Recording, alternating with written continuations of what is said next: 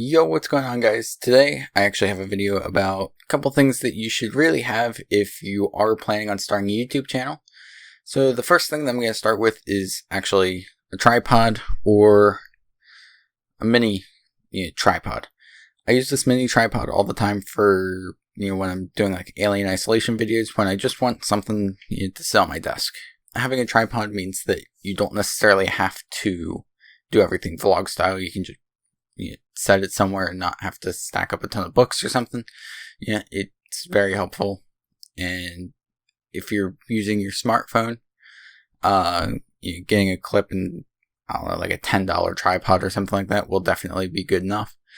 I'm using a Sony a6000, so I'm using a little bit of a bigger tripod, but that's just for security's sake.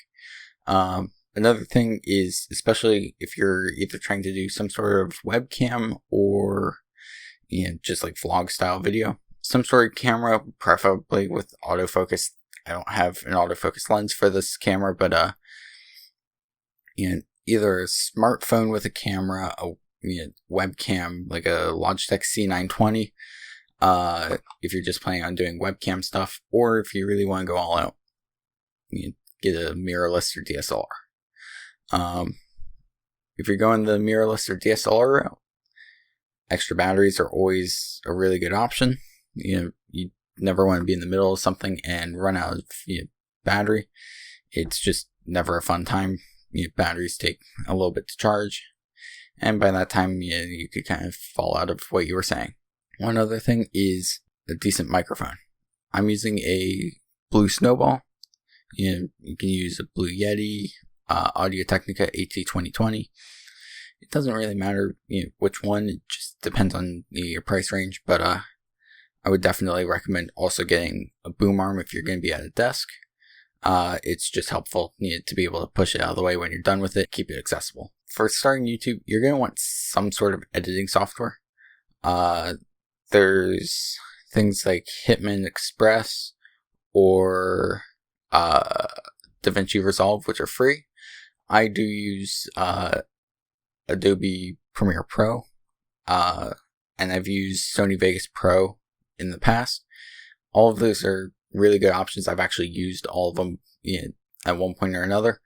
The two free ones that I mentioned, I was just using to test, but I found whatever it is, Sony Vegas Pro Edit 14 or whatever they want to call it, for like $20 on Humble Bundle a couple years ago. So that's when I started using that. I've kind of jumped around between editing softwares just to try and find the best one for my workflow. Premiere Pro seems to be the best one for me. It's worth kind of looking around, trying different ones. And also, you don't have to have the best computer ever. Like, the laptop I started with is like 8 years old now. Something like that, 7, 8 years old.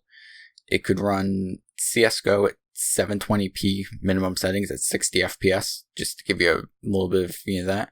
If you want tech specs, it had 8 gigs of DDR3. Pretty sure it was at 1333 megahertz. A i5 4200U, so dual core with hyperthreading. Integrated graphics, absolutely nothing special. And I built the computer that's sitting next to me now. I built that September 25th, 2016. And I started YouTube June 19th, 2015. So I went a decent amount of time, especially with a gaming channel, without big computer or anything. So it can be done.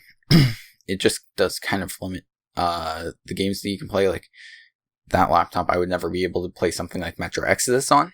But at the same time, you can still get away with some decent content. I made at least half decent content for a while.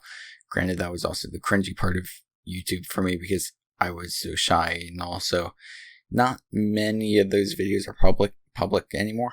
I privated most of them, but you really don't need the best computer out there. You don't need to spend $2,500 on a computer minimum or anything. Like, I built this computer next to me for like $1,000, plus monitors and keyboards and everything. But I've upgraded it a little bit over the year in terms of like adding storage and all. It's still the same i5 6600K and NVIDIA GTX 1060 6GB graphics card that I've had in there for a while. It still runs perfectly fine. For video editing, it's still pretty good. But yeah, I hope this answers some of your questions.